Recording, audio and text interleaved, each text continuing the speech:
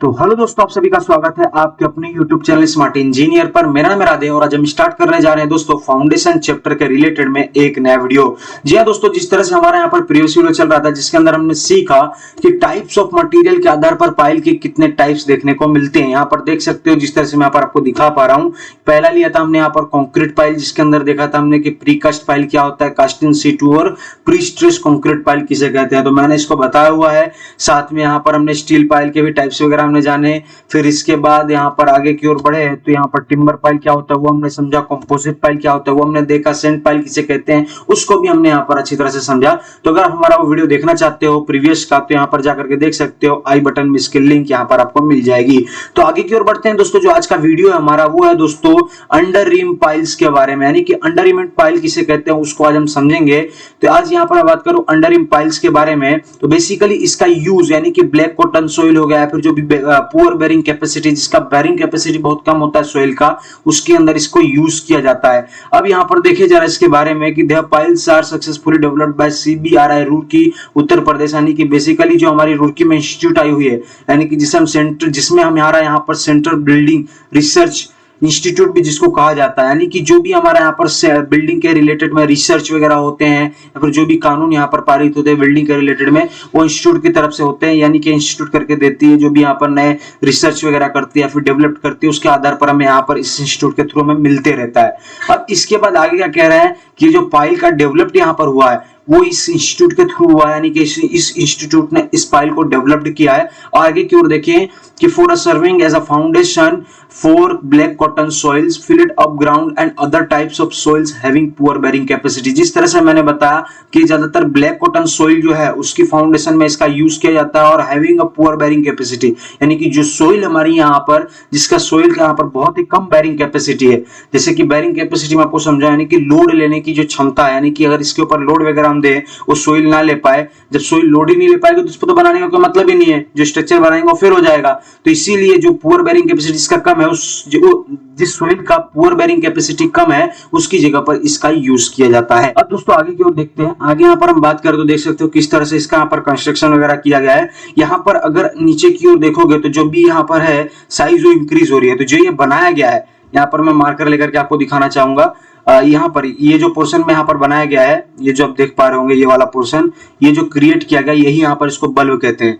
ये बल्ब नुमा आकार रहता है, देख सकते हो। और जहाँ पर एक रहता है यानी कि सिंगल रहता है उसको कहा जाता है सिंगल अंडर रिमेन पाइल, यानी कि एक ही बल्ब प्रोवाइड किया गया। और डबल है तो जिसे डबल कहेंगे, और मल्टीपल्स बल्ब दे एक ही पाइल के ऊपर तो उसको multiple bulbs under remain pile कहेंगे। तो इस तरह से कुछ कंस्ट्रक्शन रहता है। अब इसको ग्राउंड लेवल के ऊपर एक्सटेंड करते हैं तो जो ये पोर्शन देख रहे हो ये अपना कहलाएगा पाइल कैप, देख सकते हैं यहाँ पर भी है, यहाँ पर भी है, यहाँ पर भी है।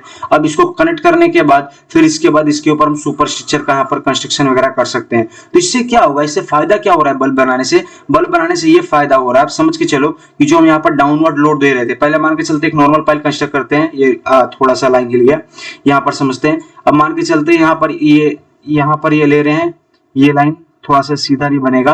अब इसके बाद हमने इस पे लोड देना चालू किया, मान के चलो अभी ये वर्टिकली सीधा है तो लोड क्या रहेगा, सीधा आएगा, ये सीधा पोजीशन में आ रहा है। बट यही चीज का अगर हम देखें यहाँ पर कुछ ऐसे ऑब्स्टिकल हम क्रिएट कर रहे हैं जिससे सोइल का क्या रहेगा, यहाँ पर भी सोइल है, यहाँ पर भी सोइल है, जो लोड आएगा तो ये दोनों बीच में भी डिस्ट्रीब्यूट होगा। यहाँ पर समझ पा रहे हो? और यहाँ पर मैं एक बार बना के दिखाना चाहूंगा। यहाँ पर ये पोर्शन हुआ, मान लेते हैं बीच में हमने यहाँ पर एक बल्ब प्रोवाइड कर दिया, एक बल्ब बना दिया, तो यहाँ पर भी सोइल भरा हुआ है और यहाँ पर भी सोइल भरा हुआ है। तो जब हम यहाँ पर लोड जब प्रोवाइड करेंगे तो इन दोनों के बीच में यहाँ पर ये जो लोड है वो थोड़ा बहुत डिस्ट्रीब्यूट होगा, क्योंकि यहाँ पर इसको दबने देगा नहीं, यहाँ पर ये सोइल रुकेगी और इसके बाद ऊपर की तरफ जो अगर प्रेशर आएगा अपलिफ्ट तो ये सोइल रोकेगी, जिसके कारण जो यहाँ पर प्रेशर रहेगा वो यहाँ पर रिलीज हो जाएगा और जिससे हमारा कम से कम प्रेशर जो भी रहेगा वो नीचे यहाँ पर ग्राउंड में डिस्ट्रीब्यूट होगा। तो इसीलिए इस बल्ब को बनाया जाता है। आप समझ सकते हो जहाँ पर लोडिंग कंडीशन ज्यादा रहता है वहां पर बल्ब वगैरह को ज्यादा बढ़ाया जाता है। तो यहाँ पर मल्टीपल्स बल्ब वगैरह यूज किए गए हैं। अब इसके बाद आगे की ओर बढ़ते हैं दोस्तों। आगे हमारा यहाँ पर देखते हैं process of under reamed piles का क्या, एक बार हम देख लेते हैं।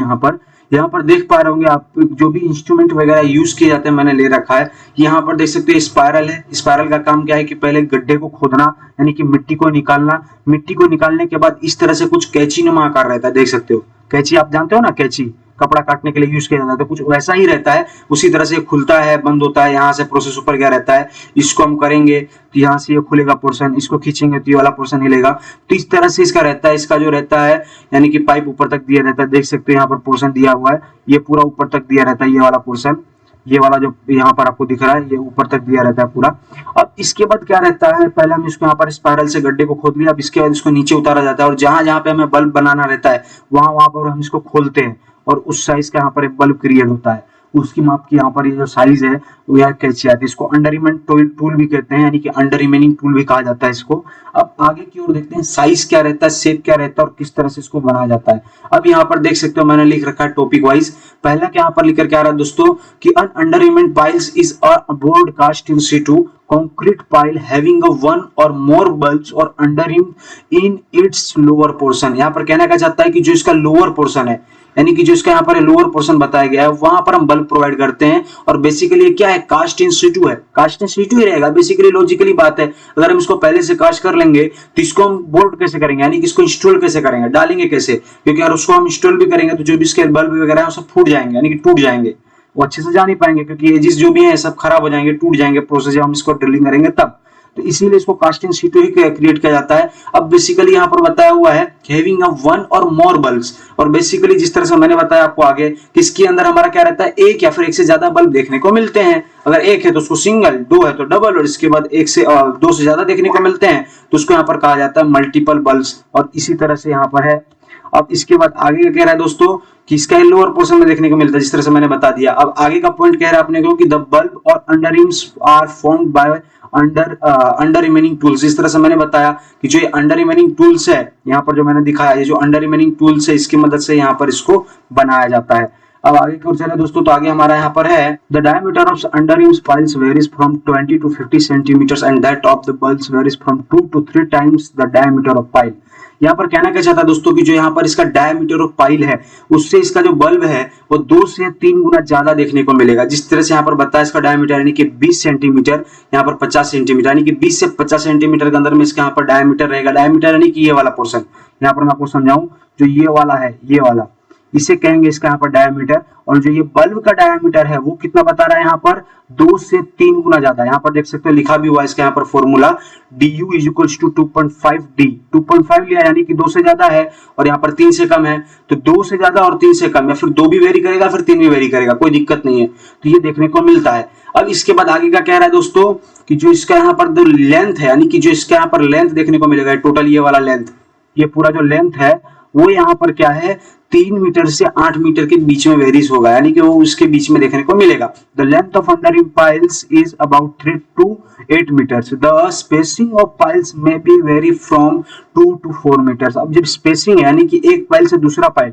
मान लेते हैं ये हमारा यहाँ पर पूरा पाइल कैप है, अब यहाँ पर हमें एक पाइल लेना है, यहाँ पे लेना है, यहाँ पे लेना है, यहाँ पे लेना है, यहाँ पे लेना है, तो जो एक दूसरे के बीच में यहाँ पर ये जो स्पेसिंग है यानी कि डिस्टेंस है वो हमारा यहाँ पर 2 से 4 मीटर के बीच में वेरी करेगा। 2 मीटर भी हो सकता है, 3 भी हो सकता है, 4 भी हो सकता है, तो ये इसके बीच में वेरी करेगा। अब बात आती है जो बल्ब है, यानी कि ये एक बल्ब से दूसरे बल्ब के बीच में जो स्पेसिंग दिया हुआ है वो हमारा यहाँ पर 1.25 से लेकर के 1.5 के बीच में वेरी करेगा, यानी कि 1.25 मीटर से लेकर के 1.5 मीटर के बीच में ये देखने को मिलेगा। तो इस तरह से रहता है बेसिकली अंडररिम पाइल्स। अंडररिम पाइल्स का देख सकते हो पूरा इस तरह से स्ट्रक्चर वगैरह दिया हुआ है।